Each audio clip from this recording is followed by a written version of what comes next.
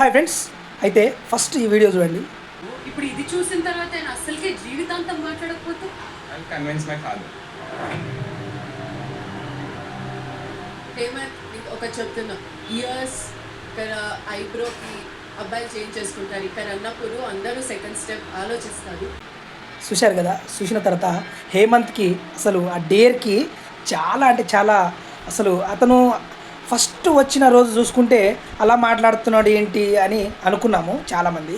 అయితే ఆయన చేసిన డేరింగ్ ఎలా ఉందంటే ముక్కు కుట్టించుకోవడం, చెవు కుట్టించుకోవడం అండ్ ఐబ్రో కుట్టించుకోవాలంటే ఓకే అని చెప్పి ముందుకు రావడం జరిగింది. తర్వాత అసలు హేమంత్ వాళ్ళ ఫాదర్ మీద మా ఫాదర్ నాతో మాట్లాడాడు అది ఇది అని చెప్పినప్పుడు కూడా చాలా అంటే చాలా మంచిగా అనిపించింది. దాని తర్వాత బిగ్ బాస్లోకి వెళ్ళడం నా లక్ష్యం అనేసి అసలు ఆ జ్యూరీస్కి చెప్తుండే విధానం చాలా బాగా అనిపించింది.